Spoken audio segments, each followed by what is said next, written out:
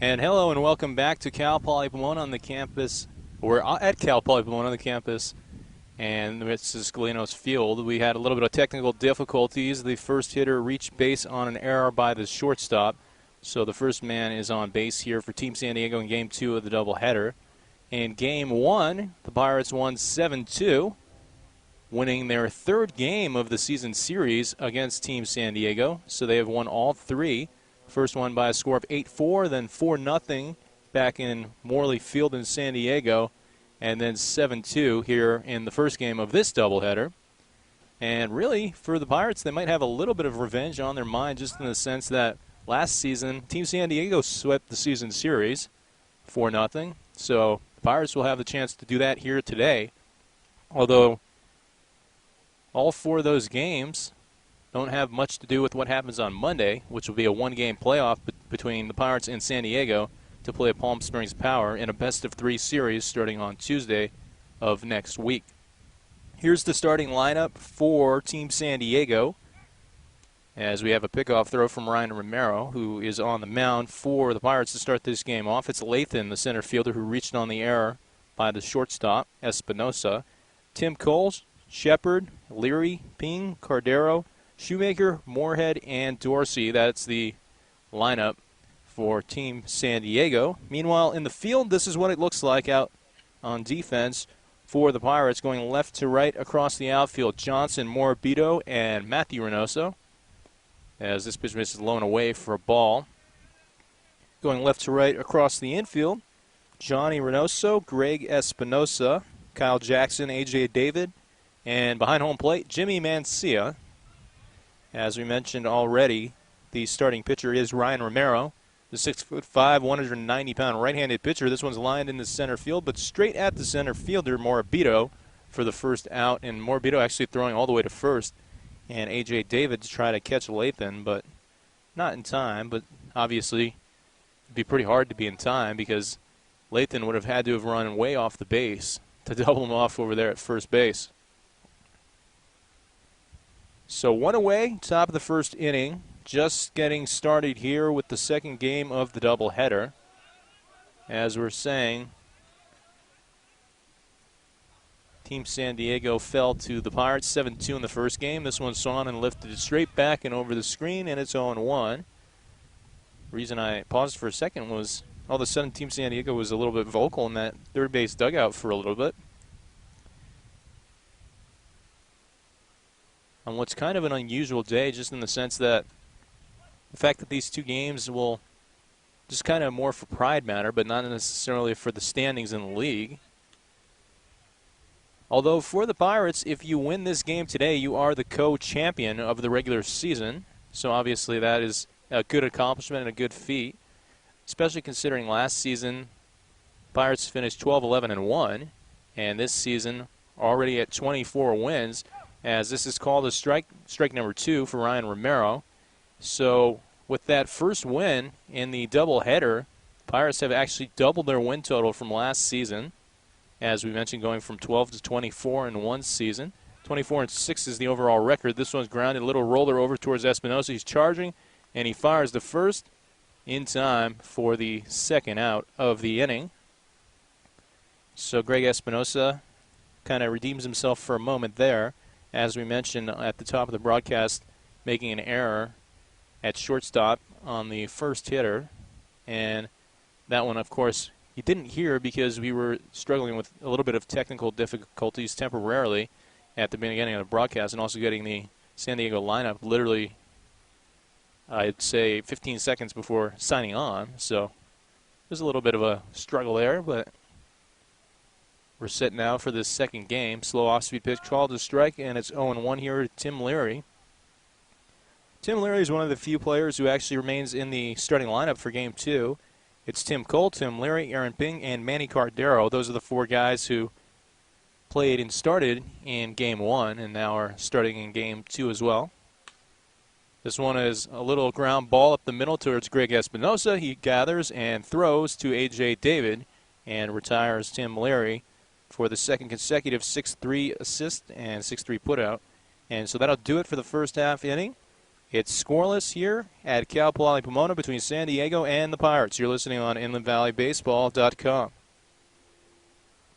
To the bottom of the first we go in Game 2 of the doubleheader between San Diego and the Pirates. This is the starting lineup for Inland Valley here in Game 2. Leading off at shortstop is Greg Espinoza, batting second. At third base, Johnny Reynoso batting third. The first baseman, A.J. David. In the cleanup spot is Kyle Jackson, who's playing at second. Batting fifth, the center fielder, Alec Morabito. Batting sixth, the left fielder, Michael Johnson. Seventh is Matt Reynoso, the right fielder. Eighth is Nolan Henley, the designated hitter. And last but not least, the number 9 hitter in the lineup is the catcher, Jimmy Mancia. Meanwhile, this is what the defense looks like for Team San Diego. Going left to right across the outfield is Dorsey, Lathan, and Moorhead. Going left to right across the infield, Cole, Ping, Shoemaker, O'Leary, and Shepard behind the dish. Here is the pitch. A fastball in the dirt for ball 1 from Grant. So Grant's first pitch. Maybe about a 57-footer in the dirt, nowhere near the strike zone. And now he comes in with the one outside, ball 2, 2-0 the count. Well, Greg Espinoza, there was a play back in the first game of the doubleheader, if you recall, back in the second inning, where he hit a ground ball to the right side, called strike on the outside corner, 2-1 the count. And I never actually considered, well, I did consider whether or not it was a hit or an error. It was very, very close and borderline. And I kept saying throughout the game he had the ground ball run-producing play and decided not to officially designate it a hit or an error because I wanted to kind of ask some of the coaches what they thought. But Greg Espinoza certainly was politicking and said, how about that 2-for-3 day, the first second he saw me. So he had already tied that one up as a hit, as this one is a breaking pitch low in the dirt that gets by the catcher. So we'll see what happens. It might be a surprise to him, or either a pleasant surprise or a disappointing surprise when he looks at the box score on InlandValleyBaseball.com tonight. But we might see that go down as a hit. I have to reflect and think about it, because initially off the bat I thought he was going to hit it through the right side hole, and it was really cut down by the long grass in the infield, and the second baseman actually got there in time as this pitch misses up and in for ball 4. So Greg Espinoza is on base yet again, and obviously we've talked about how hot he's been as of late, with the .377 batting average and .441 on-base percentage. And no matter what, he also got on base 2 out of 3 times, so you know his on-base percentage increased after that first game. The question is, did his batting average increase? Which we will decipher on the long ride home from Pomona back to where I live, out in Agora. That'll be one of the many things on my mind, as this one is a pickoff throw to first, keeping Greg Espinoza on his toes over there, just kind of making sure he's paying attention as Greg Espinoza now is shaking off the dirt from his pants and maybe getting ready to steal a base here with Johnny Reynoso at the plate. Swings and misses, strike 1, 0-1 the count to Johnny. Well, Johnny's another guy who has been on a tear as of late, hitting .370 coming into the day, and went 1 for 2, so that would mean that currently he's hitting more than .370, because you go 1 for 2, that's a .500 batting average, so probably at about .375 right now. His average has been seeming to go up about 5 points every time he goes 1 for 2, which is pretty much what he's done. If you look at the last 4 or 5 games, 1 for 2 is what Johnny Reynoso has done. Of course, Reynoso heading to West Texas A&M in the fall. Pickoff throw over to first. Not in time. West Texas A&M is a very good Division II program. Only were a couple wins away from Division II World Series this past season, and if you're Johnny, you're thinking and hoping that maybe you're the missing part of the puzzle, missing piece of the equation for West Texas A&M to get over the hump and make it back to a Division II World Series here in the 2014-2015 season. Obviously, it'll be played in 2015, but the 2014-15 school year. Espinoza off with the pitch, lined over towards the first baseman, and he will step on the bag. So that'll be a 3 unassisted double play right there for Leary. And so just like that, there are 2 down here in the bottom of the first inning. No score yet between the Pirates and San Diego, and A.J. David at the plate. A.J. David has been missing for a while here for the Pirates, but came back today, pitched 1 inning, closed out the game in the 9th, and struck out a couple times at the dish back in that last game. Here's the pitch from Grant, and this one's called a strike, 0-1 the count. A.J. David, 6'2", 200-pound left-handed hitter from Cal Baptist, or will go to Cal Baptist next season. Here's the pitch. Misses low for ball. A.J. David really making his presence felt for San Bernardino Valley College over the past couple years. Being a first-team All-State selection both seasons. Grounds this one up the middle, and will that get through? Yes, it does, for a base hit up the middle. So that'll be the first base hit for the Pirates here in the first inning. It was Greg Espinosa who drew the walk, and then Johnny Reynoso who lined out to the first baseman, which ended up being a double play as Espinosa was off with the pitch. And now, of course, the first hit for A.J. David, and here comes Kyle Jackson. Kyle Jackson had an RBI double in the first game of the doubleheader, and then ended up scoring on that plate appearance as well.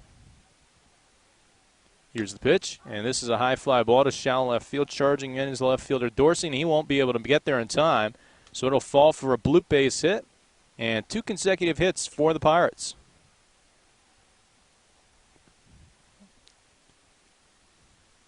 Here's Alec Morabito. Morabito, the center fielder. He's another guy that's been hitting well, especially over the last couple games. Against the Force, he had a 2 RBI hit. And here today, Alec Morabito had a single and scored in his only at-bat in Game 1 of the doubleheader. Hoping to maybe get a hit right here and give the Pirates another lead. Here's the pitch. Ground ball, left side, 2-hopper over to the shortstop, who throws the short way over to second base to retire Kyle Jackson. And so Alec Morabito grounds out on that fielder's choice, and that'll do it for the first inning. At the end of 1 full inning of play, it remains a scoreless tie between San Diego and Inland Valley here at Cal Poly Pomona. You're listening on InlandValleyBaseball.com. To the top of 2 we go in Game 2 of the doubleheader. Ryan Romero remains on the mound for the Pirates. First pitch is swung on and missed by Aaron Ping. Aaron Ping was 0 for 3 in the first game of the doubleheader, and also drew a walk. So he did reach base once. Here's the pitch. Swung on and line drive into right field. Charging in and trying to make a diving catch is Reynoso, but to no avail. And that'll be a base hit, the first of the day for Aaron Ping. So Team San Diego gets a leadoff man on base here in the second inning. Talked a lot about how deep this team is pitching-wise, and certainly when you look at all the pitchers they threw in Game 1, you throw Shefts, Johnson, Koval, Reynoso, and David, and you still have a bunch of guys that are ready to go here for Game 2. Here's Romero. You also have Glom, and this one is swung and lifted in the center field. Straight away center field right at Alec Morabito, who makes the catch for the first out of the inning. So Cardero flies out on the first pitch he sees from Romero. So there's 1 on and 1 out, top of the second inning. Still no score between the Pirates and San Diego. Here comes Shoemaker. Shoemaker getting his first at-bat of the day. Romero checks the runner at first, comes set in the stretch, fires. As this one misses low for ball 1, 1-0 count. Ryan Romero, one of the few guys not from the Southern California area on this team. Originally from Nampa, Idaho. Swung on and missed. Nice off-speed pitch, as the hitter was way out in front of that last one. Went to Columbia High School out there and was the Southern Idaho Player of the Year his senior year in high school. Of course, now he goes to San Francisco State, as this one misses low. One of 4 Gators on the Pirates. 2 of them are not here today. That would be Corey Davis and Fernando Escobar. The other one is Bryce Cherry, who started the first game.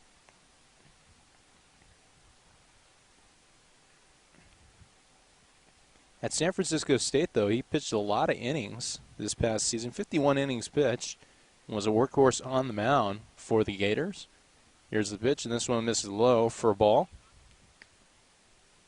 Says his favorites are the Dodgers and Nolan Ryan. So I guess a very baseball-savvy guy is Ryan Romero. When you say that Nolan Ryan is your favorite, obviously you know that historically he was a good pitcher, but a lot of guys will normally go with people that they've seen play, and this will be ball 4 in dirt. So Team San Diego gets their second man on base here in the second inning. It's Aaron Ping at second, who led off with a single. And now Shoemaker at first, who just drew the 5-pitch walk. Here is Moorhead, the number 8 hitter in the lineup, and then Dorsey will bat after him. Dorsey actually closed out the last game and threw 3 innings. First pitch to him is called a strike. 0-1 the count here for Ryan Romero. Ryan Romero, of course, before transferring to San Francisco State, was on the Fullerton College team that finished as the state runner-up at the junior collegiate level, which Fernando Asescobar was also a part of. Ground ball, left side, high chopper. Making the catch and throwing to third is Espinosa, so they'll get the force out at third. As Espinosa situated himself to perfection, moving his whole body to the left to be able to get the force out at third and get the lead runner there.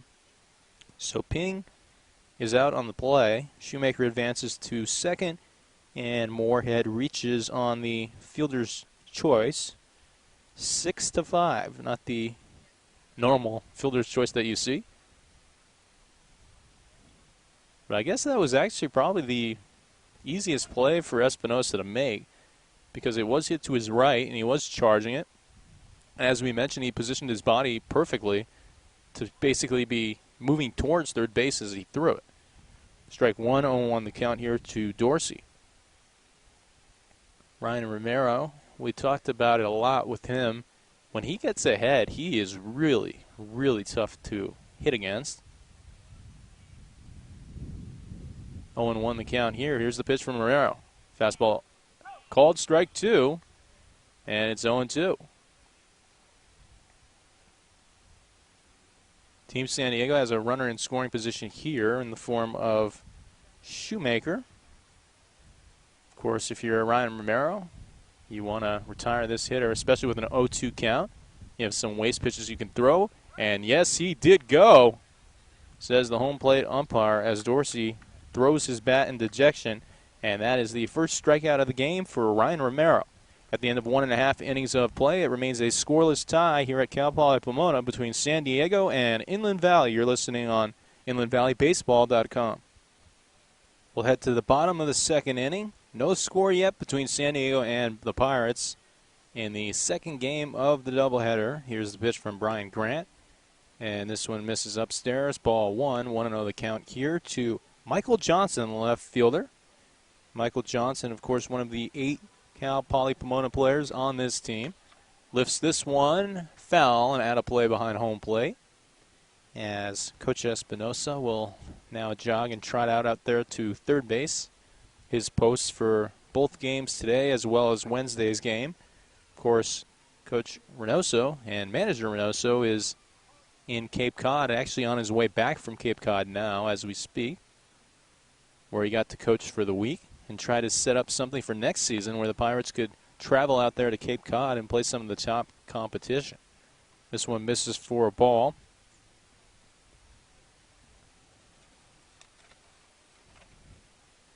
Here's the pitch. This one's lined into right field, slicing foul and out of the reach of the right fielder Moorhead. Michael Johnson had a good first game. He entered late in the 6th, but walked and scored in the 6th inning of that game, and then singled in the 7th.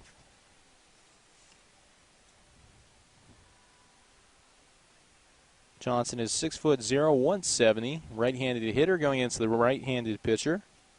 As we mentioned from Cal Poly Pomona here, he is a kinesiology major. Here's the 2-strike pitch. Swung on and missed. Strike 3, down goes Johnson. So that would be the first out here in the bottom of the second inning for Grant. as Matthew Reynoso steps up to the plate.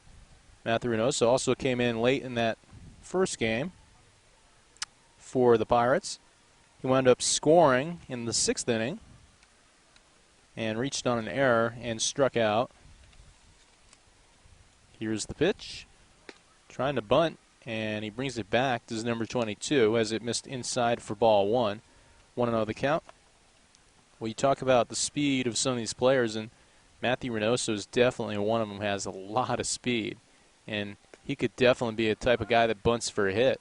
This one is also on the inside corner, but called a strike this time, as I think Reynoso was kind of surprised with the location, just in the sense that it looked like it was pretty much in the same place as the previous pitch. Here's the 1-1.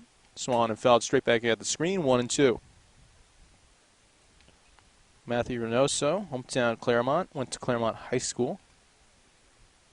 Then went to Citrus College for a couple years. Hit .248 for them this past season, and now is headed to Cal Poly Pomona for his junior year. Ground ball right side, over towards the second baseman Shoemaker, and he throws to first to retire Matthew Reynoso. So 4-3 there, and up comes Nolan Henley. Henley is the designated hitter in this game. Started the first game in left field, and Henley ended up going 1 for 2. Had the RBI single and also had a ground out. So Henley digs in and awaits his first at-bat here of game 2. This one comes inside, and it's called a strike. 0-1 the count to Nolan. Nolan's hometown is Laverne, which makes a whole lot of sense of why he goes to the University of Laverne and went to Bonita High School out there. This one misses outside, 1-1 the count. At Bonita High School, he was a first-team All-League selection and won a CIF championship, as well as being a scholar athlete, which we mentioned so many of these players on the Pirates, not just talented on the field, also talented in the classroom. So many of them are former or current scholar athletes. And this one misses alone away. Ball 2, 2-1 the count here to Nolan Henley. This past season at University of Laverne, .293 batting average for them, and that's in the SCIAC Conference, a really, really good D3 conference. Swung on, and this is a foul ball lifted behind home plate, and it will be playable for the catcher who tries to make a sliding catch and can't get there in time. As Shepard looked like he was a little disappointed that he didn't get there in time. And I think he was kind of hearing a little bit from his dugout, like, come on, man. Could have had a crazy play out there behind home plate. But as we mentioned, just couldn't get there in time. Obviously, what's one of the hardest things to do for any player really on a baseball field, but specifically for a catcher, because you're down in the crouch and you got to take your mask off and you got to sprint over towards the backstop and you got to worry about running in the fence or whatever and, you know, making a sliding catch like that. This one's lined up the middle for a base hit, the second of the day for Nolan Henley, the first in game 2, and obviously he had one in game 1 that produced an RBI. So Nolan Henley swinging a good stick here today. In the final day of the regular season, Pirates entering this second game 24-6 now, and 11-4 in league play. Meanwhile, Team San Diego now entering this game 23-18 and 7-8 in league play. Here's the pitch. Swung on. It's Jimmy Mancia who hits a fly ball down the first base line and foul, but it's going to be caught by the first baseman, Leary, to retire Jimmy Mancia. So Mancia goes down on one pitch, and that'll do it for the second inning. At the end of 2, it remains a scoreless tie between San Diego and the Pirates. You're listening on InlandValleyBaseball.com. And welcome back. We'll head to the top of the third inning. Dave Soberi on the play-by-play. So glad you've joined us for this doubleheader of SCCBL action featuring the Inland Valley Pirates taking on Team San Diego. No score in the second game of the doubleheader as we enter the top of the third inning and have a new pitcher on the mound. That is Kevin Glom, another very large right-handed pitcher. In fact, both of them at 6'5". First pitch called a strike on the inside corner, 0-1 to the leadoff hitter, Lathan. He is 0 for 1, but did reach on an error by the shortstop, Espinosa. Kevin Glom, obviously a lot of athletic talent in his family, as this one misses high and away and it's 1-1. Both his brother and sister went to Loyola Marymount, so he kind of followed in their footsteps, specifically with his brother Michael, who played baseball for them. His sister, of course, playing volleyball, as this one swung on and fouled out of play, and it's 1-2. So there you have 3 D1 athletes in the family, and also his father played at Santa Clara for basketball. So 4 D1 athletes in the family. Here's the pitch from Glom. Swung on and missed, strike 3. Down goes Lathan. So 1 hitter and 1 strikeout here for Kevin Glom, who has worked 23 innings so far this season, 19 strikeouts coming into today. A 1.96 ERA, 1.22 whip, and is 2-0 on the season. So Kevin Glom obviously having another really good season with the Pirates, just like he did last year.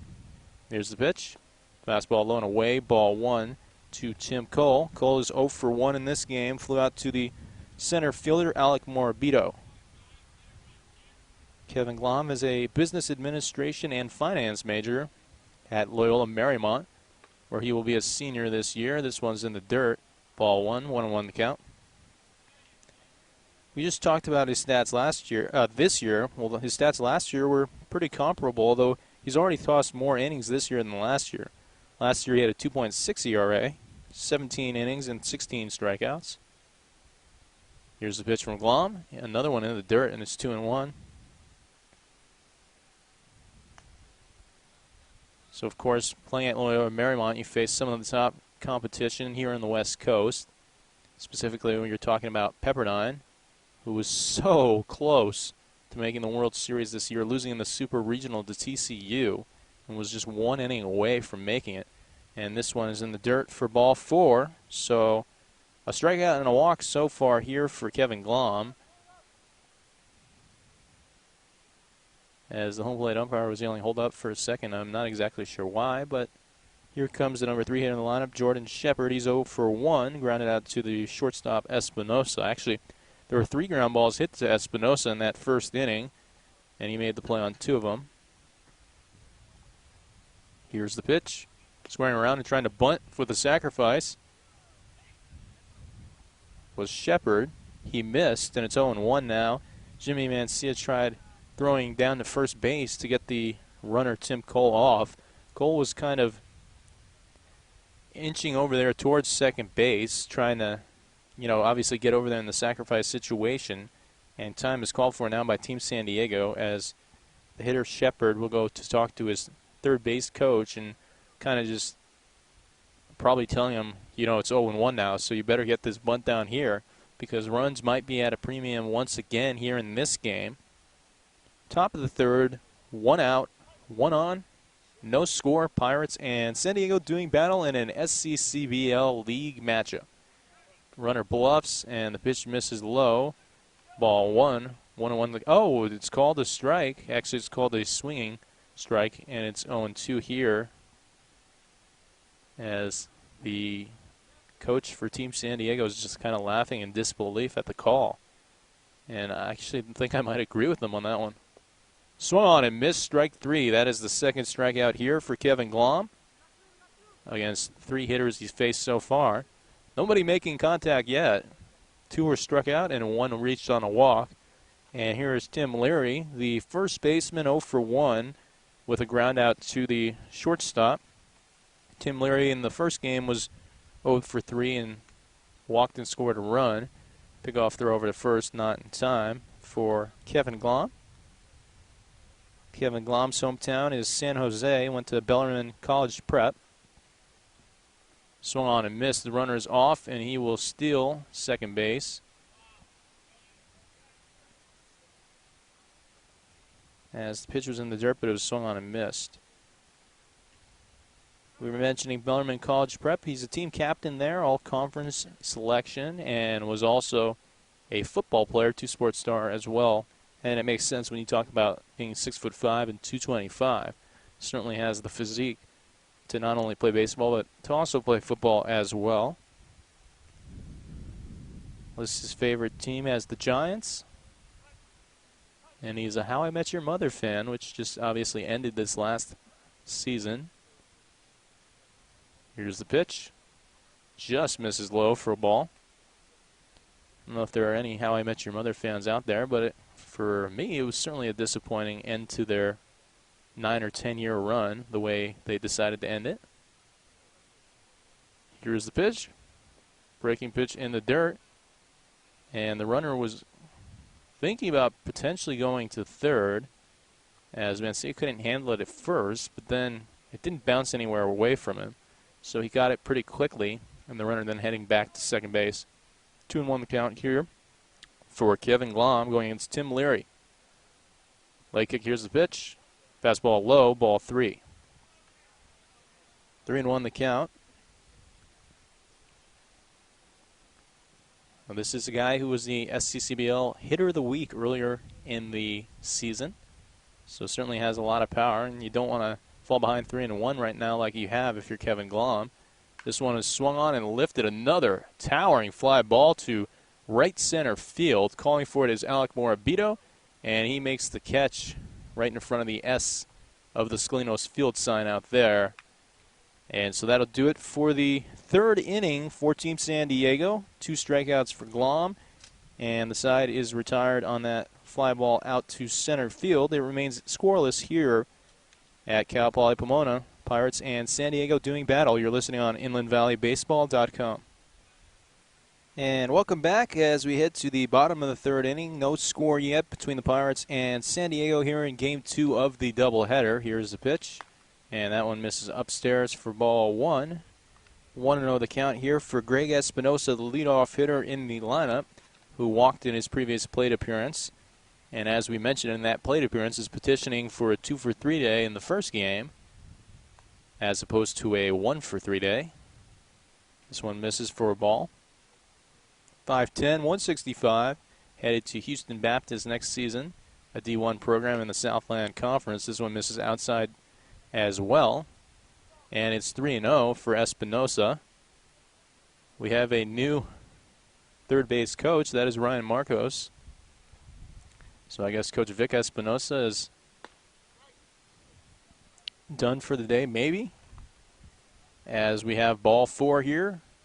Another walk to Greg Espinosa, so 2 walks for Espy here in Game 2 of the doubleheader. And here's Johnny Reynoso. Johnny Reynoso's 0 for 1 and had the line drive double play, if you remember, back in the first inning. That was hit directly at the first baseman, Leary.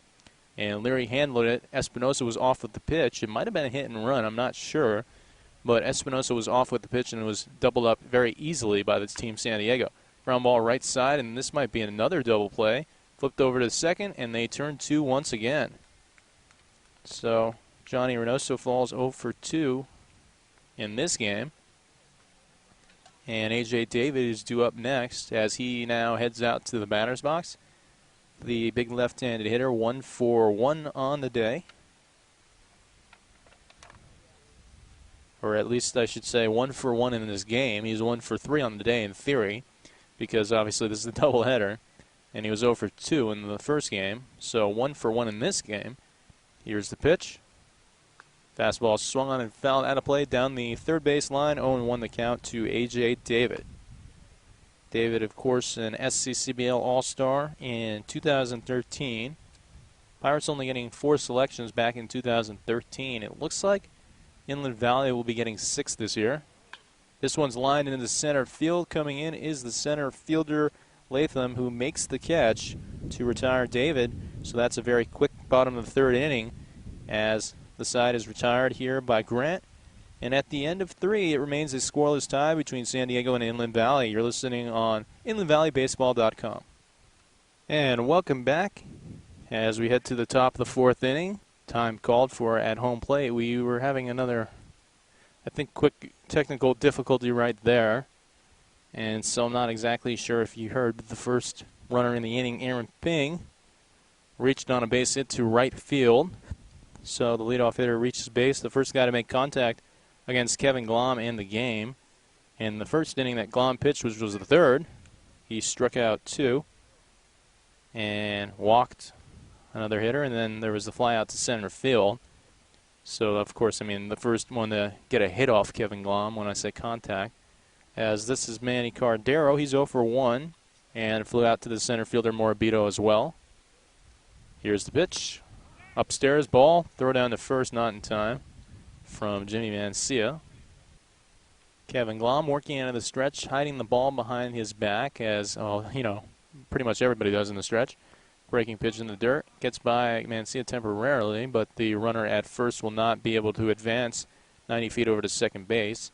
So good job sticking with it there for Mancia.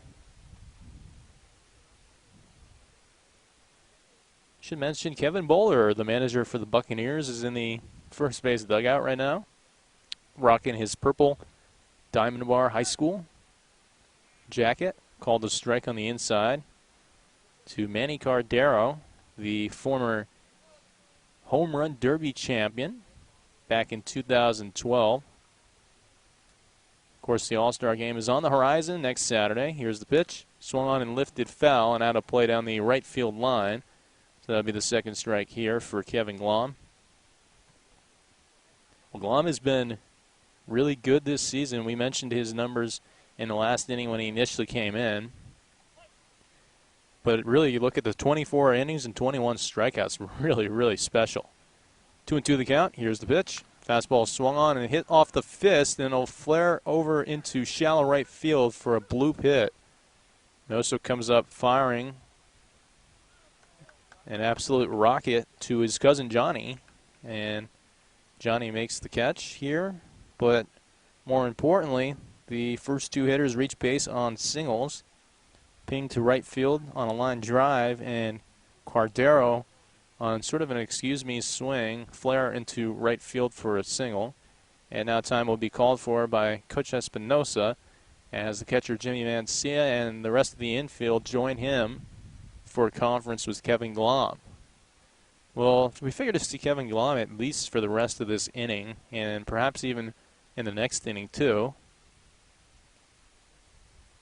Although there are a few guys that probably need to get some time on the mound. There's Cody Arott, who actually was warming up down the right field line and has now come in with Dylan Lowenstein. And then there's also Conlon McKenzie. And that might be about it. That still has to pitch for the Pirates here today.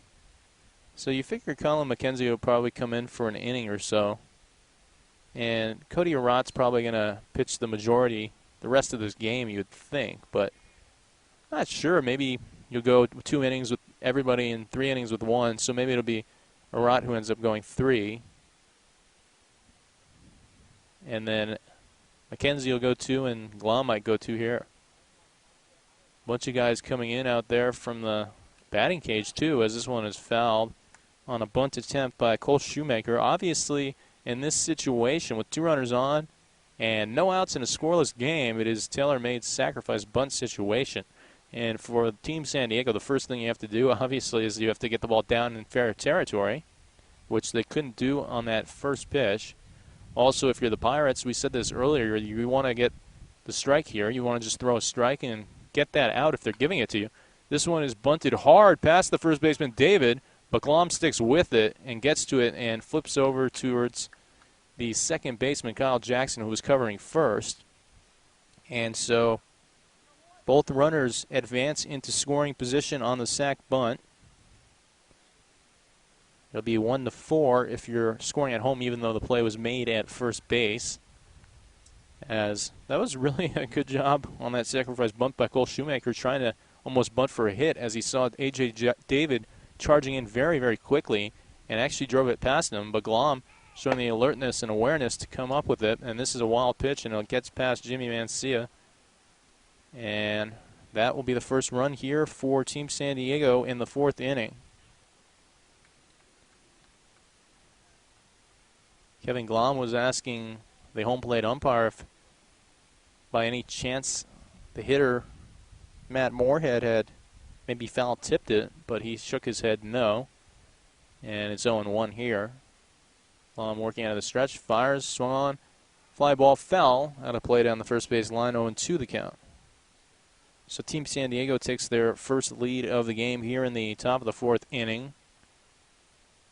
And really hoping to get their first win all season long against the Pirates. The Pirates infield is in, playing for the play at the plate with only 1 out. Fastball swung on and fouled down the third base line. We'll do it again. Another 0-2 pitch to come here to Matt Moorhead from Kevin Glom. So Team San Diego in this inning, Aaron Ping hits the line drive single to right field. Then Manny Cardero hits a little, bloop single to right field. They get a sacrifice bunt as this one misses inside for ball. And the wild pitch that scores a run. 1-0 the score. Team San Diego on top. Here's the pitch. Breaking pitch swung at. Hit right towards Johnny Reynoso, who checks the runner and now throws out the hitter, Matt Moorhead, at first for the second out of the inning. So 2 away. Top of the 4th inning, 1-0 the score. San Diego leading Inland Valley. And here's Terrell Dorsey, the number 9 hitter in the lineup. He's 0 for 1 with a strikeout. He faced Ryan Romero back in the 2nd inning on that strikeout. Romero went the first 2. And now here's Glom working the next 2. As this one misses low and away for ball 1-0 the count. Like we said, it'll be interesting to see if Glom goes one more. Although, as we also said, Cody Rott headed back in from the bullpen, so you'd figure that means he's ready to go in the next inning. This one hits the left shoulder of Dorsey. So Dorsey is hit by a pitch and heads to first, and there's now runners in the corners with 2 outs, top of the 4th inning. Leadoff hitter at the plate, that is Lathan, who is 0 for 2. Reached on an error in the 1st inning and struck out in the 3rd. Once again, the Pirates just 1 out away here from getting out of the inning only trailing by 1 run. I feel like you're obviously, if you're the Pirates, you can make that up. This one's foul tipped, 0-1 the count.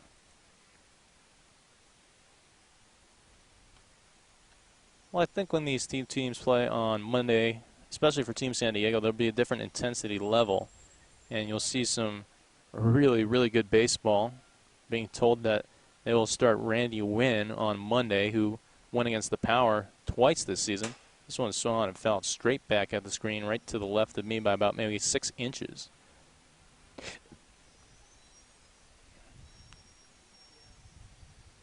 But Randy Wynn's a guy that, against the Power both times, he went 7 innings and his team was winning 3-1. Then both times ended up losing 4-3. Called strike 3 on the outside corner.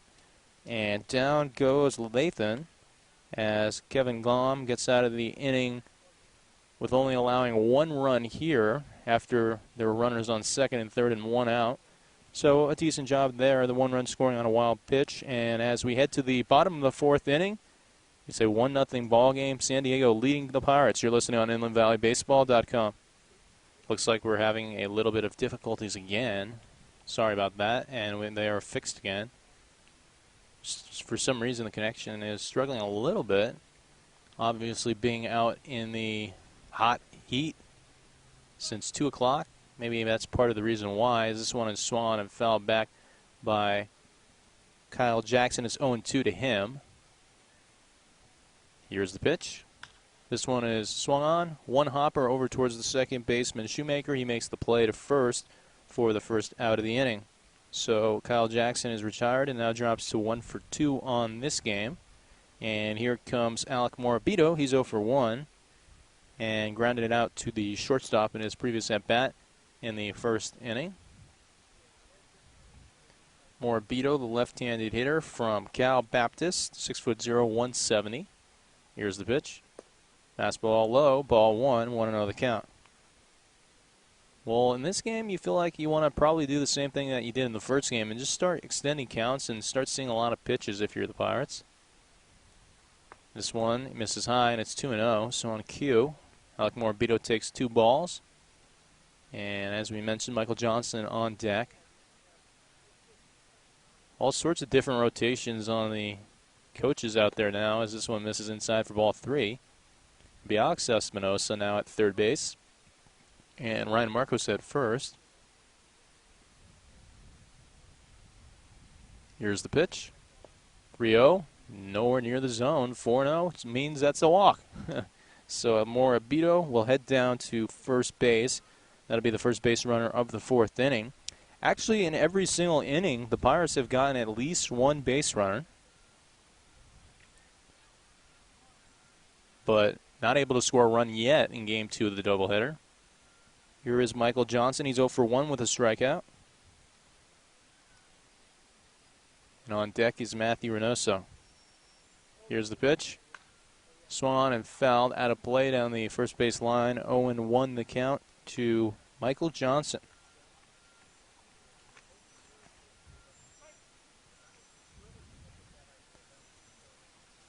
We talked about in the first game, if you missed it, that Michael Johnson is one of many Don Lugo High School players on the Pirates team. Foul tips this one, and it's 0-2. At Don Lugo High School, he was very, very good. First team All-League selection, second team All-CIF. Hit .531 as a senior, and also received the High Achievement Award in Social Science. So that just goes along with our storyline, as this one is bounced up the middle, wicket through for a base hit.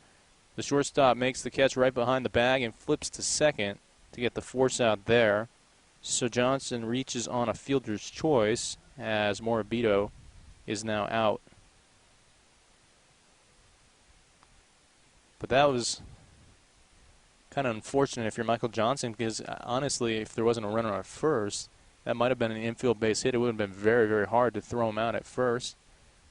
And here comes Matthew Reynoso. Reynoso is 0 for 1, grounded out to the second baseman back in the second inning. Pickoff throw over to first, not in time. Well, Reynoso must feel a bit weird that he doesn't see Charlie out there, his uncle, as this one is cracked foul down the right field line. Really jumped on that one.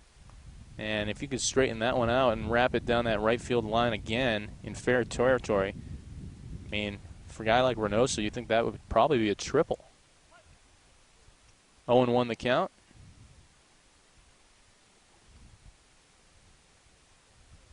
Here's the pitch. Swung and fouled back, 0-2. Of course, in the SCCBL, the on-deck batter always retrieves the foul balls. In this case, that's Nolan Henley. No bat boys or ball boys or whatever here in summer collegiate baseball. Grant shakes his head no, and now comes set and likes what he sees from the catcher's signs. And this one misses low and away for a ball. And Michael Johnson will steal on the pitch. So the Pirates now have a runner in scoring position here with 2 outs in the bottom of the fourth inning. They trail 1-0 to Team San Diego.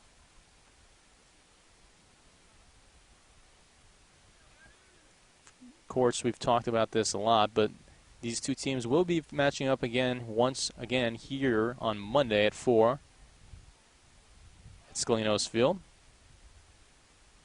The game will be a playoff game with the winner hosting Game 1 of the best-of-3 series against the Palm Springs Power on Tuesday. And then Game 2 and Game 3 would be Wednesday and Thursday at Palm Springs Stadium. Grant comes set. Here's the pitch. Ground ball right side and over the head of the first baseman, Leary. Rounding third and coming home to score is Michael Johnson, and it is 1-1. As Matthew Reynoso is almost caught off first base. He took a long round, banana cut around first, and the throw came back to first, and he stayed up on his feet, but was not tagged. So that will be an RBI hit for Matt Reynoso. And here comes Nolan Henley.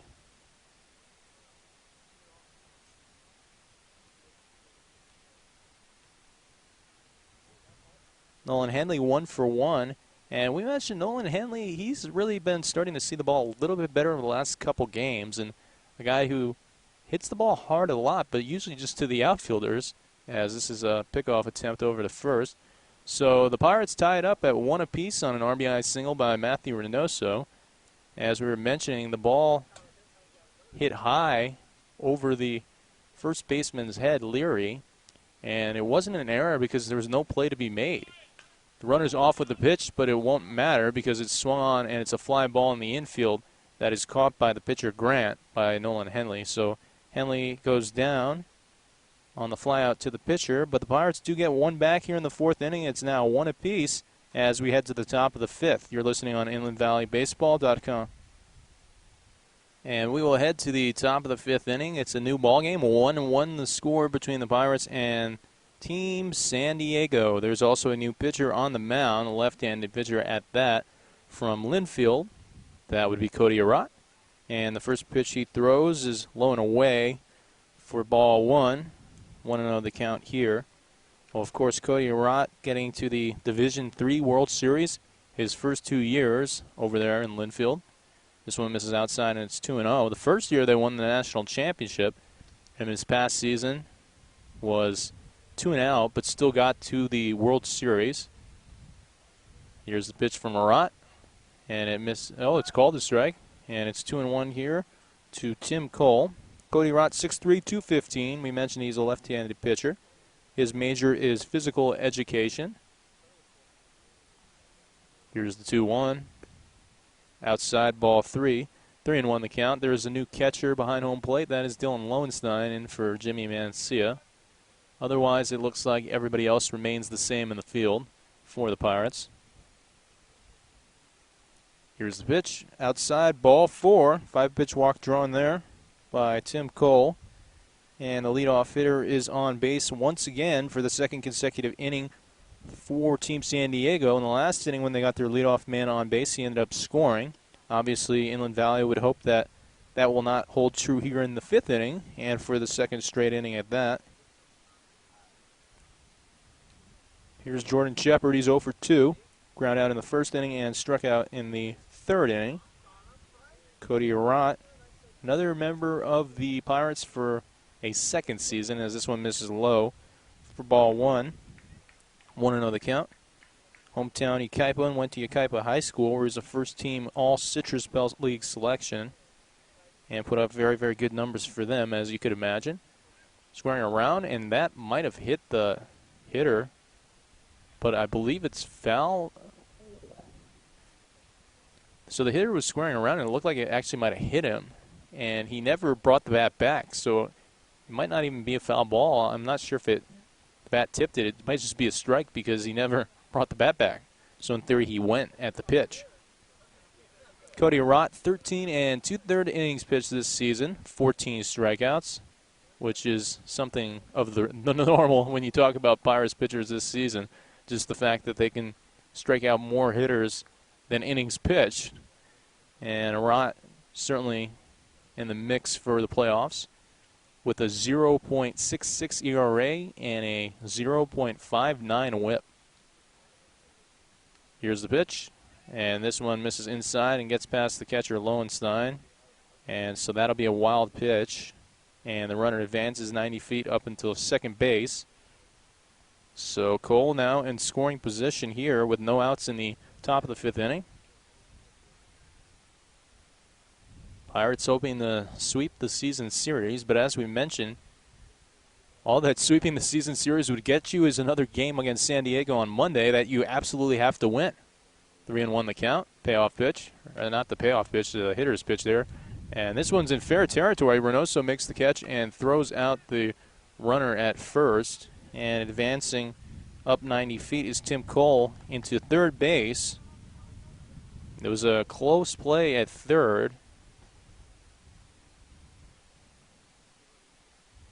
And the close play was whether or not it would be fair or foul. And Reynoso not taking any chances, fielding it on the one hop and coming up throwing sidearm and makes the play and retires that first out of the inning. So one down, runner on third, top of the fifth inning, 1-1 the score. And Tim Leary at the plate, 0 for 2 in this game. Swings at the first pitch he sees and fouls it back towards the screen. And it's 0-1. Well, if you're Team San Diego, obviously in this situation, all that you need is a fly ball to the outfield. The infield has come in. Everybody playing on the infield grass here for the Pirates. Although Kyle Jackson's a little bit on the dirt, he's a couple of feet back behind the grass. As this one misses high and away for a ball. And it's 1-1 here for Cody Arott. Well, Cody Arott's been really nasty in those 13 2/3 innings pitched so far this season. Very hard to hit. This one is swung on and lifted down the right field line towards Reynoso, but Reynoso pulls up as it's dropping right near the fence and foul. Probably a good idea not to try to catch that, because if you catch that there, the runner could end up tagging up and score, even though it's foul. So almost would rather take your chances with the next pitch on a 2-strike pitch here for Cody Arott. But we mentioned it struck out more than a hitter per inning he's pitched, so percentages are good here. As this one comes inside for a ball from Arott. Arott saying, among other things, the reason he chose to go to Linfield was to play for a guy like Scott Brocious, who played in the major leagues for a long time. Here's the 2-2 count to come for Cody Arott. Swung on and lifted into deep center field. Going back is Alec Morabito to the track, to the wall, and it's gone. Home run. So Tim Leary connects and gets all of that one. It was interesting because it looked like Morabito might have been able to make it, and it also looked like it was a fly ball, but it was hit very far, obviously. It's a big fly at that for Team San Diego, and they take a 3-1 lead on the home run here by Tim Leary. Well, we talked about the fact that he was the hitter of the week earlier in the season for Team San Diego, and also the fact that you just look at his frame and his body, and you see him and you think, man, this is a guy who can probably drive it a long way, and it came to fruition right there in the form of a home run out of left center field. Well, Alec Morabito went a long way and just to sprint in the left center field. And like I said, it looked like he had the play there. Nice backhanded grab made by Johnny Reynoso, and an absolute dart thrown across the diamond for the second out of the inning. So Johnny's actually made both outs here in this inning, both being hit to him and throwing the guy out at first. But the Pirates answered back in the fourth after Team San Diego took the initial 1-0 lead. Pirates came back with 1, and now here Team San Diego gets 2 in the fifth, and it's 3-1. Here's the pitch, and it's low and inside for ball 1. 1-0 the count here to Cardero.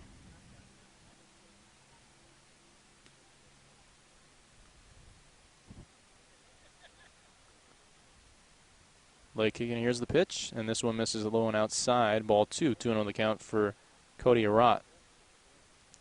So the Pirates tying it up very, very momentarily as Team San Diego once again regaining the lead, and sort of surprised considering, and we mentioned that he only had thrown 13 2/3, so it's not the biggest of sample sizes, but Cody Arott has been very, very tough to hit this summer in those innings.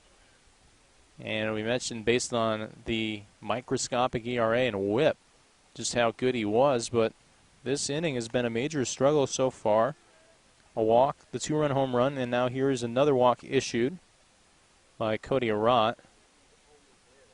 And up comes Cole Shoemaker. Shoemaker actually does not have an official at bat in this game because he walked in the second and sacrificed in the fourth. So still looking for his first official at bat, obviously 2 plate appearances. And this one's called a strike. 0-1 the count here for Cody Arott.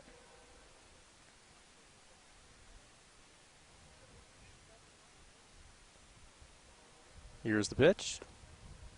Backdoor breaking ball on the outside corner, called strike 2. And so it's a 2-strike count here for Cody Arott. Arott shaking off his catcher Lowenstein's signs, and now is coming set in the stretch and ready. Swung on and missed, strike 3. And down goes Shoemaker. So that'll do it for the 5th inning, but San Diego gets 2 more back. We are halfway through this ball game. The score, 3-1, San Diego on top. You're listening to InlandValleyBaseball.com. And welcome back as we head to the bottom of the 5th inning. 3-1 the score, San Diego leading Inland Valley. Here's Dylan Lowenstein for his first at-bat of the game. He takes low and away, ball 1. Lowenstein, 6'1", 205, right-handed hitter from Mount San Antonio College. Here's the pitch. This one's up in the zone, but called a strike, and it's 1-1. Lowenstein is from Chino Hills and went to Chino Hills High School. Here's the pitch. Down in the dirt, 2-1 the count. Lowenstein's brother Matt is actually a first-team All-West Coast Conference player for Loyola Marymount. Here's the pitch. Outside, ball 3, 3-1 the count. Once again, we're talking about Lowenstein, and this is a guy who has struggled a bit with the bat, but had a walk in his only plate appearance in the last game, and now it's 3-1 again. Let's see if he can sit dead red on fastball. He tries to. It was a fastball. It was up in the zone, and he swings at it and fouls it out of play behind the third base dugout, and it's now a full count. But just the sense that you get on base with that walk in the previous game, and you feel a little bit better just to be on base and see. Let's see what happens here for number 15, who, among other things, is also a thespian. He's been in a few commercials, including a McDonald's commercial. Here's the pitch, the 3-2, and it's up and in, high and tight for sure, as Lowenstein had to get out of the way and draws his second walk of the day, first of the game, because that was his first plate appearance. And now we go back to the top of the lineup, and the top of the lineup will not be Greg Espinosa. This will be Channing Varela, who must have just got here recently. So Greg Espinosa walks in both times in this game and now has been lifted for Varela, who actually has, I think, Greg's helmet on. He's wearing an Orange Coast College helmet, so it's either Greg's or Andrew Alvarez's. But I'm pretty sure it's Greg's because Coach Espinosa over at third base saw the helmet and he was almost like, wait, what? That's not Greg. Of course, Greg is his son. But Channing Varela, another guy who has been on fire as of late for the Pirates. This is his first at-bat of the day. This pitch paints the outside corner. Strike one to Channing Varela. 5'9", 170 right-handed hitter from Riverside City College. He'll be a sophomore there next year. And on deck, it looks like we've got Anthony Version.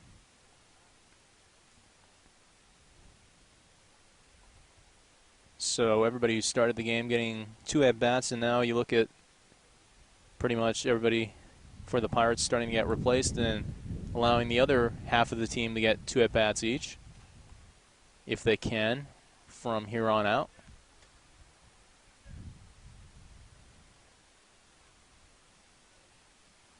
Pirates trailing 3-1, bottom of the 5th inning.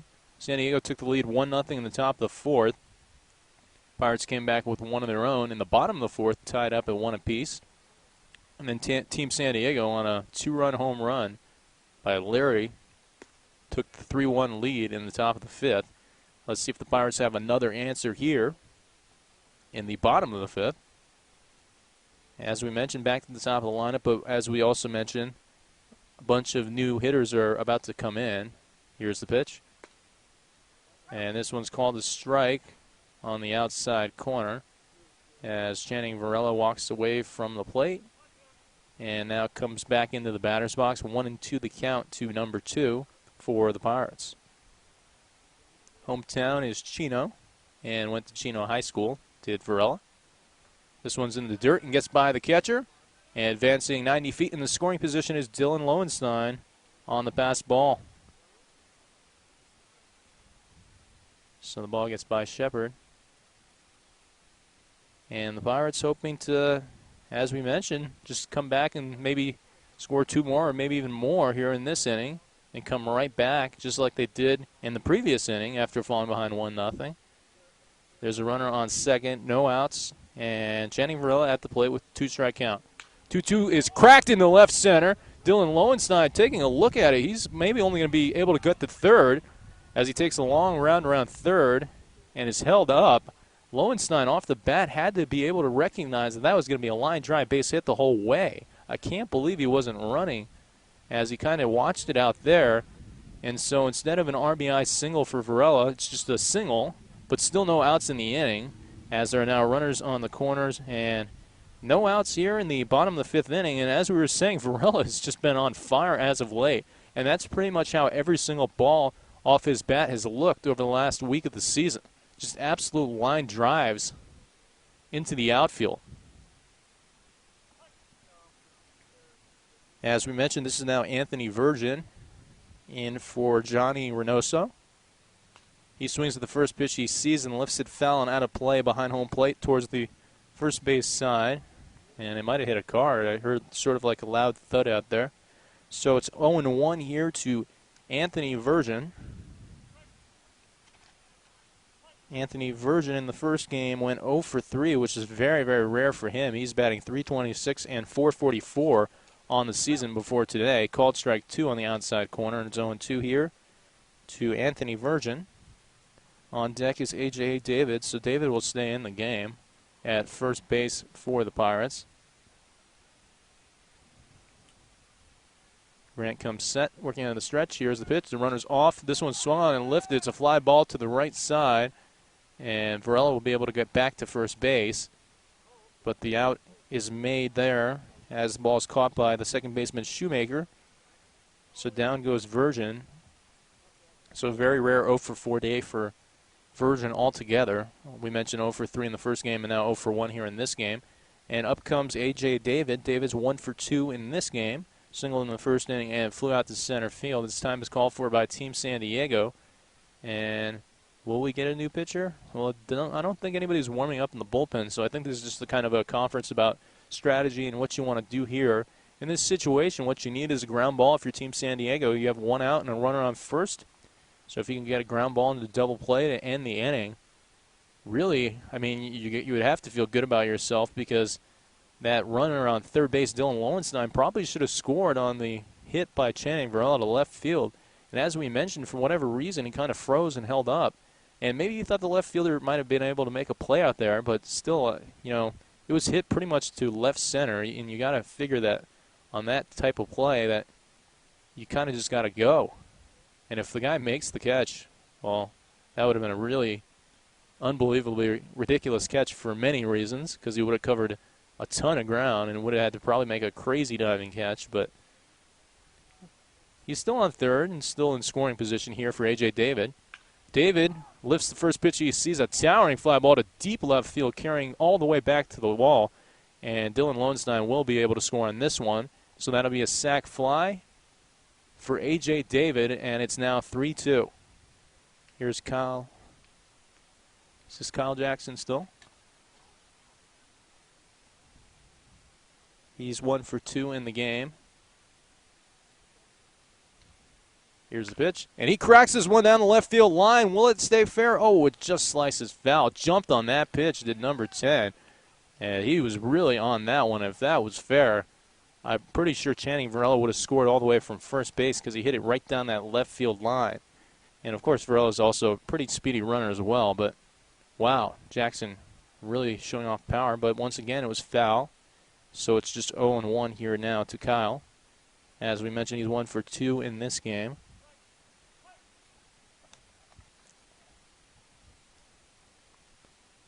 Here's the 0-1. And this one's lined to the right field line, and this one might be playable. No. Oh, it's fair. It's in fair territory, so that's going to be a single for Jackson.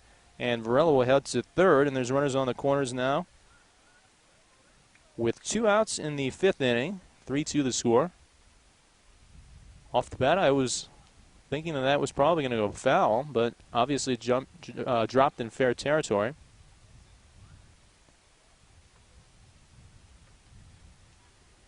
And here is Garlick. So Garlick comes in for his first at-bat here, replacing Alec Morabito. Morabito finishes 0 for 1 with a walk. Kyle Garlick, the right-handed hitter, digging in a huge situation right here for the Pirates with runners on the corners and 2 outs. Swings at the first pitch he sees and fouls it out of play behind home plate. 0-1 the count to Kyle. On deck is Nathan Virgin. So, as we mentioned, lots of changes here in this inning, and most of them coming through so far. As you look at Varela had the single, and here is Garlick. Also, Lowenstein in his first at-bat drew the walk and scored. Here's the pitch. And called strike 2 on the outside corner. 0-2 the count here to Kyle Garlick. As time is called for by the home plate umpire. Well, the last inning in this inning, all of a sudden a bunch of runs being scored. The first 3 it was scoreless, and then a run apiece for each team in the 4th, 2 for San Diego in the 5th, and 1 so far for the Pirates, hoping to scratch across another one, as this one is a breaking pitch in the dirt ball 1, and Kyle Jackson will steal second base, obviously kind of like a catcher's indifference there, as they didn't want to attempt or risk, throwing down to second and risk maybe making a throwing error and having the tying run score. Here's the 1-2. Ground ball foul down the third base line. And we'll do it again. Another 1-2 pitch for Kyle Garlick. I think Kyle Garlick actually liked that last pitch. He kind of shook his head, thinking maybe that was a pitch that he would have liked to have driven better than that. Here's the 1-2. And this is grounded right back at the third baseman. It's in fair territory. He makes a backhanded grab and throws it across the diamond and retires Garlick to end the 5th inning. Pirates get 1 run back, though, on a RBI by A.J. David, scoring Dylan Lowenstein. And it's 3-2 as we head to the top of the 6th inning. You're listening on InlandValleyBaseball.com. We'll head to the top of the 6th inning. In a 3-2 ballgame, Pirates trailing Team San Diego. It'll be Matt Moorhead, Terrell Dorsey, and back to the top of the lineup in Lathan here for Team San Diego in the top of the 6th inning. Another new pitcher for the Pirates, and the first pitch he throws is high and in, and it almost hit the head of Matt Moorhead. That is Conlon McKenzie. McKenzie, not too many innings so far this season, only 6 innings. Struck out 5 and walked 5. Did pick up a victory, as this is called the strike, and it's 1-1.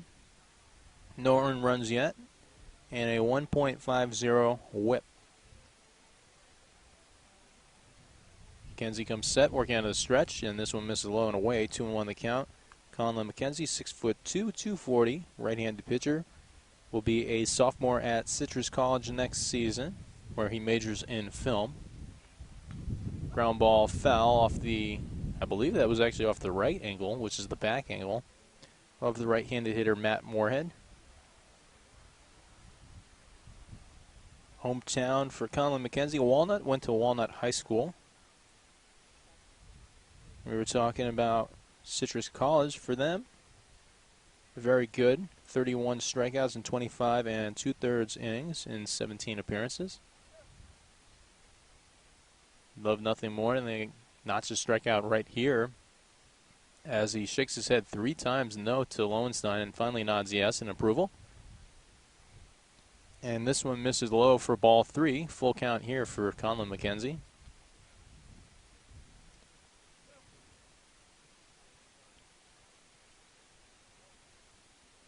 McKenzie comes set. Here's the pitch. Fastball, foul tipped.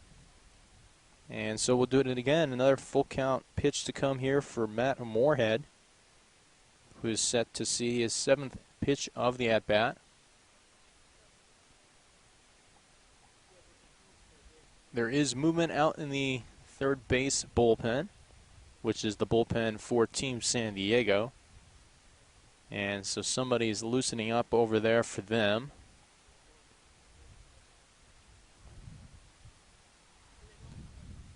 Here's the full count pitch. Slow off-speed pitch cracked in the left field, and that will drop foul, as the coach for Team San Diego was very surprised when he heard the foul ball call. Loosening up in the bullpen for San Diego was Anthony Parise. So that is the guy who is coming in, or we definitely think should be coming in the next inning, as Team San Diego feels like that last one definitely should have been a base hit down the left field line.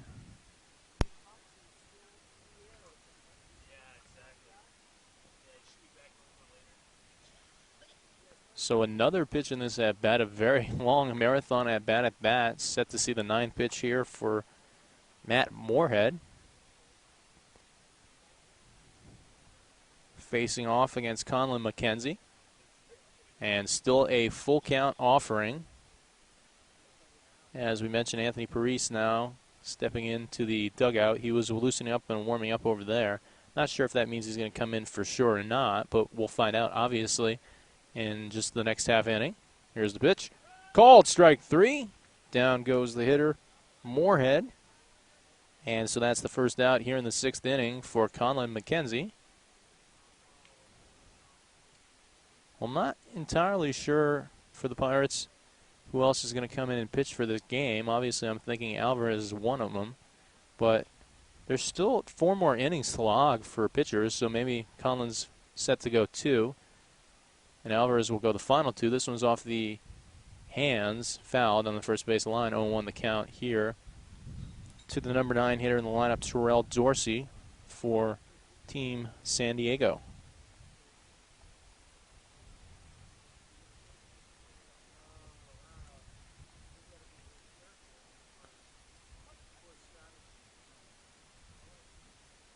McKenzie, very deliberate, takes the pitch, and this one is lined in the shallow center field. Coming in is Nathan Version, who makes the catch for the 2nd out here in the 6th inning.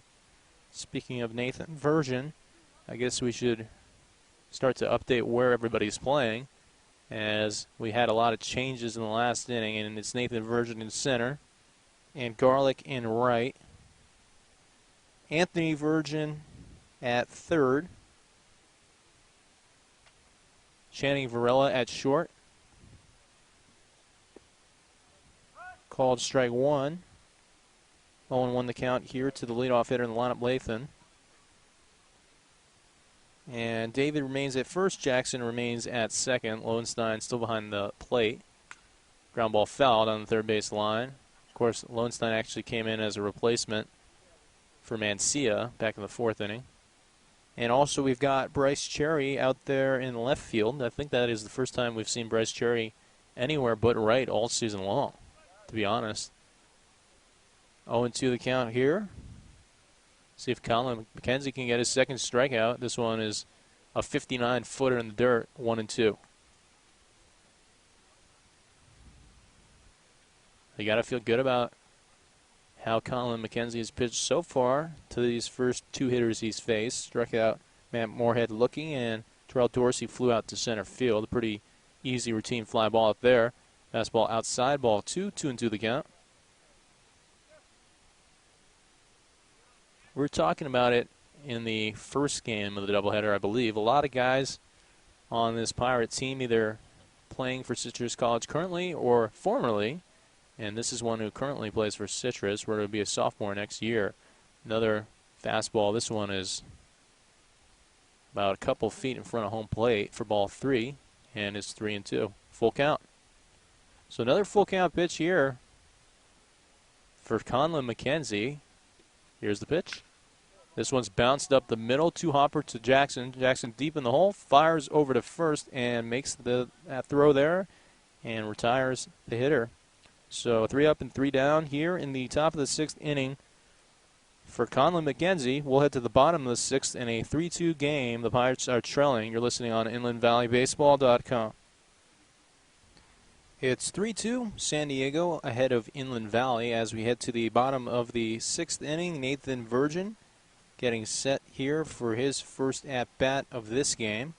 He replaced Michael Johnson in the last inning in the field.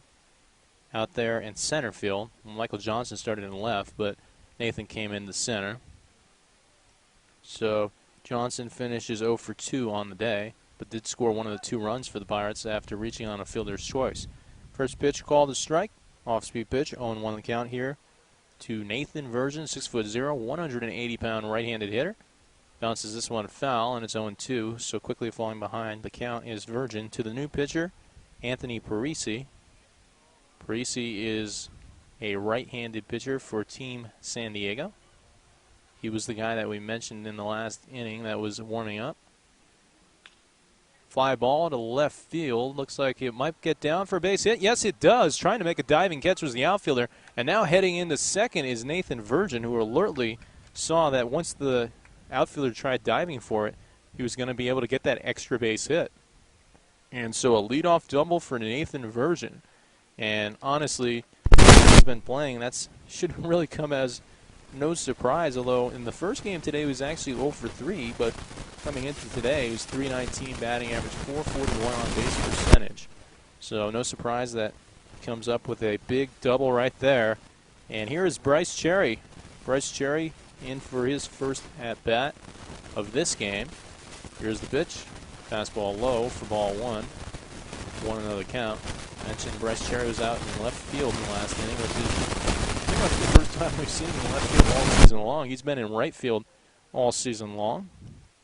Bryce Cherry started the first game, and this one is swung, and this is a slicing fly ball. Let's stay in fair territory. Nobody can handle it. Oh, yes, the shortstop gets there finally and makes the catch here right near the foul line for Team San Diego. Was pinging the shortstop who caught that ball. And here comes Andrew Alvarez. So Andrew Alvarez set to come in the number 8 spot for Nolan Henley. So Nolan Henley will finish this game 1 for 2. Alvarez had a double and scored back in game 1.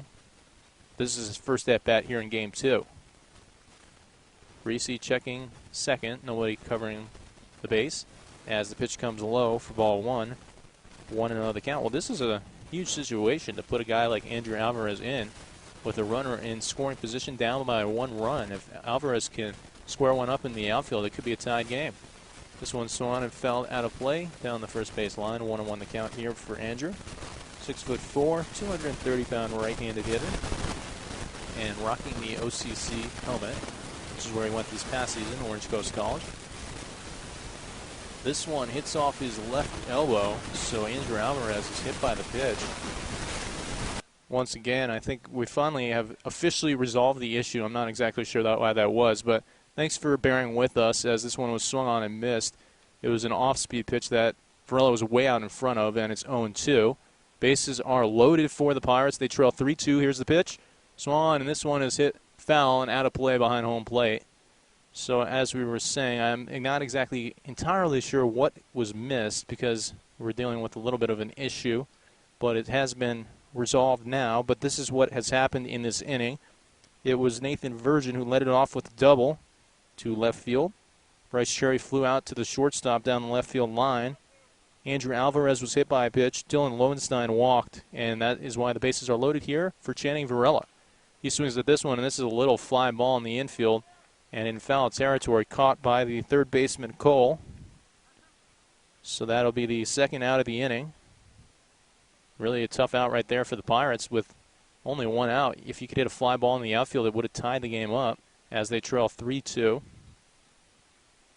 Here is Anthony Virgin. He came in the 5th inning and flew out to second base and would love nothing more than to hit a base knock right here, because if you could do that, Pirates would take the lead.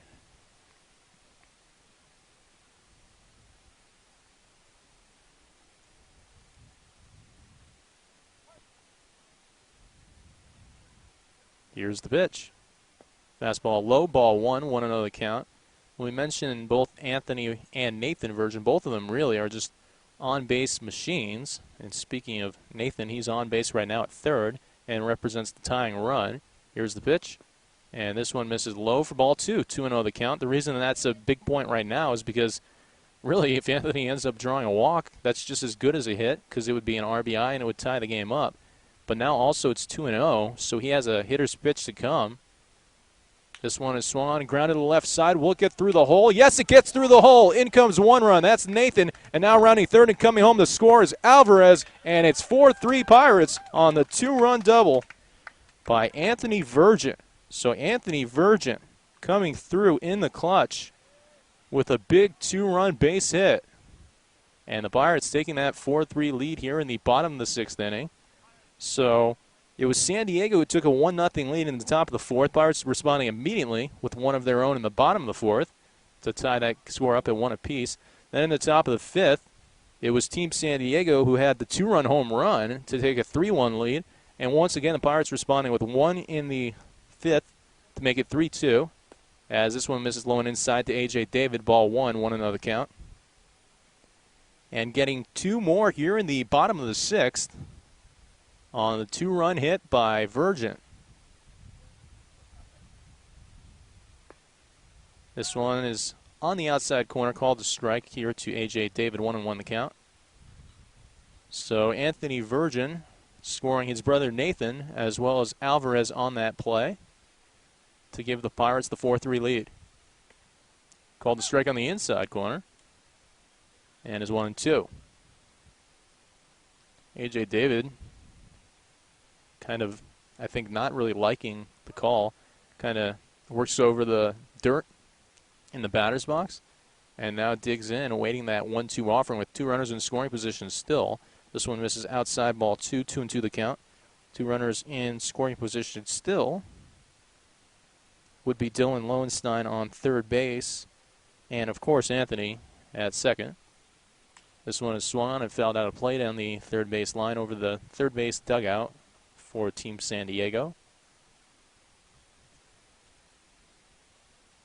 Well, the sun is, I guess, starting to set a little bit here in Pomona, as it's not anywhere near as bright as it was maybe about 10 minutes ago.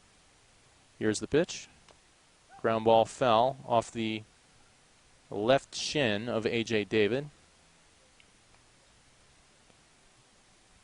Well, the Pirates, and when you watch the Pirates, this is why they're such a fun team to watch, is even when they fall behind, you feel like they're never out of a game, and they just keep coming back and they keep responding and show a lot of heart.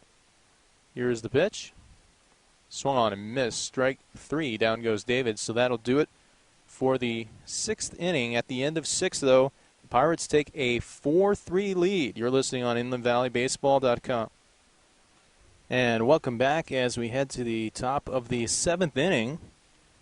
Pirates leading San Diego 4-3 here at Cal Poly Pomona in the second game of a doubleheader. Conlon McKenzie's first pitch bounces in the dirt for ball 1. 1-0 the count here to the number 2 hitter in the lineup, Tim Cole. Cole is 0 for 1, but reached twice on walks and also scored a run. This one's grounded left side over towards Anthony Virgin on the 2-hop, and he fields cleanly and fires across the diamond for the first out here in the inning. Well, there's been a lot of ground ball outs to third base, whether it be Virgin or Reynoso in this game. I've seen a number of plays made by the third base.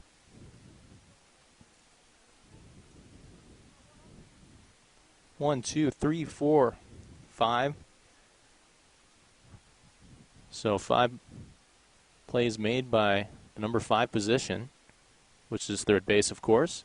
Here's the pitch. Slow off-speed pitch on the outside corner, called a strike.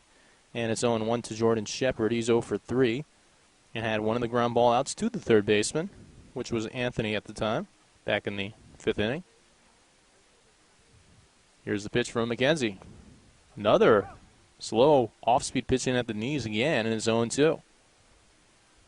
Well, all of a sudden, as soon as the sun starts setting, it gets a bit chillier and colder here at Cal Poly Pomona. Here's the pitch. And this one's lined to the right side hole for a base hit. So that's actually the first base hit of the day against Conlon McKenzie, who entered in the 6th inning and would be the pitcher of record now for the Pirates, should the Pirates hold on to this 4-3 lead. But here is definitely a guy who might be able to threaten that, because he hit a home run in the 5th inning, a 2-run home run to left center field. And you talk about majestic flies, but that was certainly one, as it was just a big fly out to left center, clearing the Cal Poly Pomona sign, and probably one of the farthest home runs we've seen hit out of here all season long. Here's the pitch. Ground ball left side straight at the shortstop. Varela flips to second, and they turn 2 as Kyle Jackson turns it to the first baseman, A.J. David. And so that's an inning-ending 6-4-3 double play. It's time to stretch for the second time today here at Cal Poly Pomona. You're listening on InlandValleyBaseball.com. We'll head to the bottom of the 7th inning. 4-3 the score. Inland Valley leading San Diego. First pitch swung and chopped to the left side hole for a base hit by Kyle Jackson. So Kyle Jackson, with his 3rd hit of the game, is now 3 for 4 and leads off the 7th inning with a single through the left side hole. And is grinning ear to ear on first base right now as he's looking towards the first base dugout and his teammates on the Pirates. Here's Kyle Garlick. This is his 2nd at-bat of the game. Grounded out to the 3rd baseman back in the 5th inning for his only previous at-bat. Anthony Parisi remains on the mound for San Diego and throws over to first, but not in time.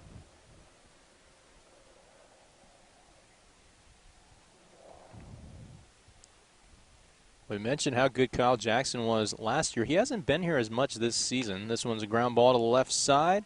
Shortstop will make the throw to second, and they'll get the lead runner and force out over at second base. So Jackson is retired on that play. Garlick reaching on the fielder's choice. 6-4. And so that's the first out here in the bottom of the 7th inning with Nathan Virgin at the plate.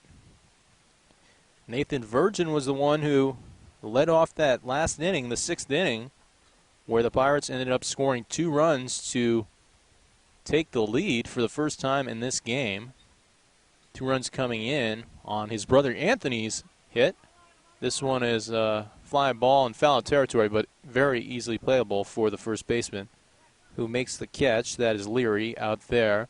So Leary makes the grab for the 2nd out. And here comes Bryce Cherry. This will be Cherry's 2nd at-bat of the game. He's 0 for 1. Flew out to the shortstop and really flew out down the line, the left field line, hit a fly ball down the left field line. The shortstop was in relentless pursuit of it and made the catch. Here's the pitch to Cherry, and it's bounced foul down the first base line, 0-1 the count. Cherry was 1 for 3 in game 1 of the doubleheader. Pirates are hoping to now sweep the season series. They won 8-4 and 4-0 out in San Diego, 7-2 here in game 1. And they lead 4-3 in game 2. Ground ball right side through the hole for a base hit by Inland Valley and Bryce Cherry. And rounding second and going to third is Kyle Garlick, who is safe there.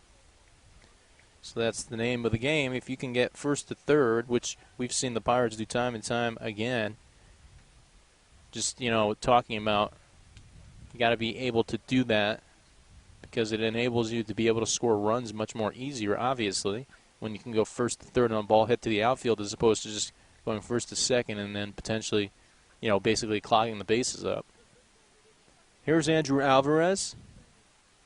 No official at bat. In his first plate appearance, he was hit by a pitch and ended up scoring the go-ahead run. This one's low in the dirt, ball 1-0 the count. As we mentioned, that run being scored on the 2-run double by Anthony Virgin, which also scored his brother Nathan. Here's the pitch. In the dirt again, 2-0. Nothing really that Andrew could offer at. Christian Kelly is on deck. Here's the pitch. And this is a fly ball to shallow left field. Coming in and making the catch is the left fielder Dorsey for the final out of the inning. Pirates continue to lead 4-3 at the end of 7. We'll head to the top of the 8th when we come back on InlandValleyBaseball.com. And welcome back. We're heading to the top of the 8th inning. 4-3 the score. Pirates leading San Diego. We have another new pitcher, and that will be Andrew Alvarez. So you figure that number 19 should be closing the door here in the 8th and 9th innings. First pitch he throws a swung and fouled out of play down the first base line. 0-1 the count here to Aaron Ping. Ping has actually been having a good game. 2 for 3. 2 singles and a run scored for San Diego. And in fact, he was one of the 4 guys to actually start both games for Team San Diego. This one's in the dirt. Ball 1-1 the count here for Andrew Alvarez. So of course, Andrew Alvarez starting his career at Pepperdine before going to Orange Coast College, where he won the Junior Collegiate State Championship, and now committed to Houston Baptist, where he will play his final 2 seasons. Fastball called strike 2 on the inside half, 1-2. Alvarez celebrating that special 21st birthday a couple weeks ago. As this one's in the dirt, low and away, ball 2, 2-2 the count. His favorite team is the Yankees, and Derek Jeter, his favorite player. Of course, a lot of people talking about the 40-year-old Derek Jeter as of late, especially considering getting those 2 hits in the All-Star game. Here's the pitch, and this one's lined up the middle for a base hit. So the first hitter of the inning, Aaron Ping, singles up the middle. Here comes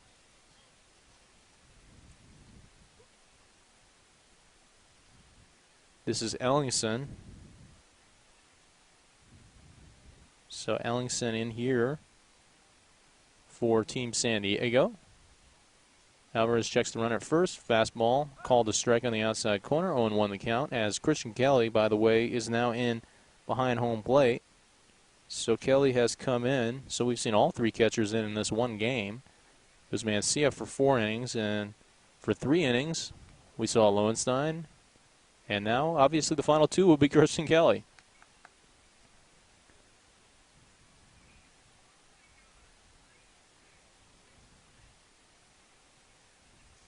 Here's the pitch. Fastball away, ball 1, 1-1 the count. Well, for the Pirates, this is the final game of the regular season. We mentioned that. Right now they are 24-6 and 11-4. Breaking pitch low, ball 2, 2-1 the count. But you would definitely love to get one more win and go to 25-6 and 12-4, in particular in league play. Especially considering that the Power also finished 12-4 in league play, which would mean that you ended up tying them for first place in league and were the co-regular season champions of the SCCBL in just your second year of the program. Really impressive feat if they can do that. Called strike 2, 2-2 the count here for Andrew Alvarez. As Christian Kelly, actually his leg strap, I guess, came unbuttoned, and he just buttoned it back up, and he gets back down in the crouch, awaiting the 2-2 pitch to come from Mr. Alvarez. Alvarez checks the runner at first, fires home, swung on and missed.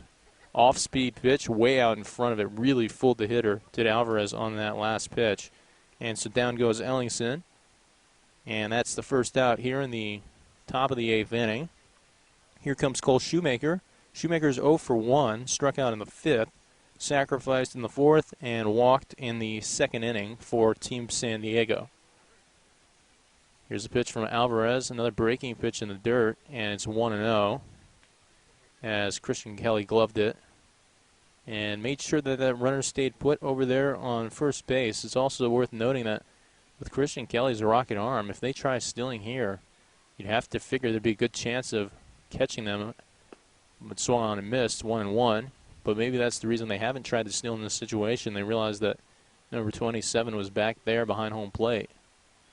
I mean, really, when you talk about the man he threw out, the leadoff hitter, back in game 1, Tim Cole, from his knees, I think that was enough for them to consider not trying to run against him again.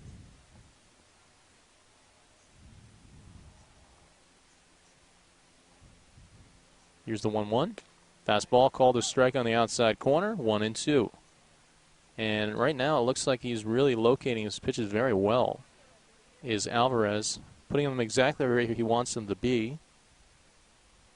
Shakes his head no a couple times at the signs from his catcher Kelly, and now fires. Another fastball swung on, and it's a fly ball down the right field line. And making the grab out there is Kyle Garlick for the second out here. So 2 away in the 8th inning. Pirates leading 4-3. San Diego took the lead back in the 4th. They went up 1-0, but then the Pirates answered with one of their own in the bottom half of the inning to tie it up. Then in the 5th, San Diego got 2 more, took a 3-1 lead, and the Pirates responding with 1 to make it 3-2 before getting 2 more in the 6th, and it's 4-3. Line drive up the middle, but it's right at Kyle Jackson, who will catch it and run to second base for the 4 unassisted putout to complete this half inning. So at the end of 7.5 innings of play, it remains a 4-3 ball game. Pirates leading San Diego. You're listening on InlandValleyBaseball.com. And welcome back as we head to the bottom of the 8th inning. We mentioned Christian Kelly was in the last inning, so he will get an at-bat here. So Christian Kelly coming in for the first time in this game to hit. Takes strike one, 0-1 the count to the 6'0", 185-pound right-handed hitter from Cal Poly Pomona, major in kinesiology. Swings and misses at this one, way out in front of that pitch from Parisi. And it's 0-2 to Christian, as he kind of shook his head, and somebody, I believe that was Coach Espinosa, yelling, "You're all right," from the dugout. Swung on and missed. Down goes Kelly. That was not really a good at-bat for Christian, as he strikes out on 3 pitches and was really nowhere near any of the pitches. And here comes Channing Varela. I wonder if it's sort of tough to just kind of get one at-bat. You play the first 6 or 7 innings of Game 1 of the doubleheader, and then you're out till top of the 8th in Game 2. I mean, not that that should be an excuse or anything, but just, you know, you've been out for a while, as this one's called a strike, and it's 0-1 here to Channing Varela. Channing Varela came in the 5th inning and hit the line drive single to left center field, and then flew out to the third baseman in the 6th inning, so he's 1 for 2. This one misses low and away, ball 1. 1-1 the count to Channing. The Pirates have a lot of players on this team, a lot of good players. Called strike on the inside corner, 1-2, as Varela really didn't like that call and walks away. And Alex Espinosa, who is the third base coach now, kind of was just staring that whole time. Not sure if he was just staring because, you know, he thought that was a hard call as well, as this one is fouled back, and it'll stay 1-2. Or if he was staring because it's kind of hard to see over there down that left field line, third base line, because the sun is setting over there, as the third baseman, NQ, puts his glove up to kind of shield his eyes from the sun. Fly ball to shallow left center field. Will it get down? No, it will not, as the left fielder Dorsey makes the catch right in front of the center fielder, almost collided out there in left center field, but they do make the play, and so down goes Varela. 2 up and 2 down here in the 8th inning. Here's Anthony Virgin. Virgin, the man of the game so far. I guess you would say the player of the game to this point. Had the 2-run double back in the 6th inning that gave the Pirates their first lead. Called a strike, 0-1 here to Virgin. Of course, Anthony is the older brother by just 11 months to Nathan. Swings at this one, ground ball to his counterpart, the other third baseman, Cole. And Cole makes the throw. And Anthony is retired. So 3 up and 3 down here in the bottom of the 8th inning. It remains a 4-3 game. Pirates on top as we head to the top of the 9th. You're listening on InlandValleyBaseball.com. And welcome back. It is the Pirates 4 and San Diego 3 as we head to our final inning, the top of the 9th. And here comes the number 9 hitter in the lineup, Terrell Dorsey, and then back to the top of the lineup for San Diego. First pitch, fastball in at the knees, called a strike, and his own 1 here for Andrew Alvarez. And there haven't been that many save opportunities this season, but this certainly is one here for Alvarez. Called strike 2, nice breaking pitch, and really, as a hitter, I don't know what you could have done about that pitch, as the hitter Dorsey kind of just shakes his head and backpedals out of the batter's box and now digs back in. Here's the 0-2. What a pitch. Swung on and missed. Strike 3. Down goes Dorsey, and I mean, he was just clearly outclassed in that at bat against Andrew Alvarez, as that breaking pitch bit so hard and so fast on the outside corner, and he couldn't catch up to it. So that's the first out here. 2 outs away for the Inland Valley Pirates for a season sweep of Team San Diego. Fastball grounded to the right side. Charging is Jackson, and he makes the catch and throws to David for the second out of the inning. So 1 pitch and 1 out there for Lathan. And here comes the number 2 hitter in the lineup for Team San Diego. That, of course, is Tim Cole. Cole's 0 for 2, but walked twice and scored 1 run. One of the 3 runs in this game. He's had a pretty good day in general. Had 2 hits and a walk back in the first game as well. First pitch misses inside, ball 1. 1-0 the count here for Andrew Alvarez, who is looking to get the save here for the Pirates, as we mentioned at the top of this inning. Off-speed pitch outside for a ball. 2-0 the count. Andrew Alvarez, previously before today, 36 1/3 innings pitched, 29 strikeouts, 1.24 ERA. This one is grounded to the left side, slow roller. Charging is Varela. He makes the sidearm throw across the diamond, and that is it for this baseball game.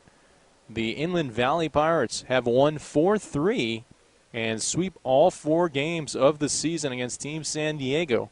But what's weird, or I don't know if it's funny, I don't know if I want to say funny, but what's kind of weird about it is you sweep the 4-game series, and what's your reward? You get to play the same team again on Monday in a 1-game playoff, which when you're talking about it, you just feel like it almost, for the Pirates, doesn't seem fair. I mean, Pirates are finishing 12-4, the same record as the Power, and this team ends up finishing 7-9 in league, and there's going to be a 1-game playoff between the two? I mean, it's almost kind of crazy.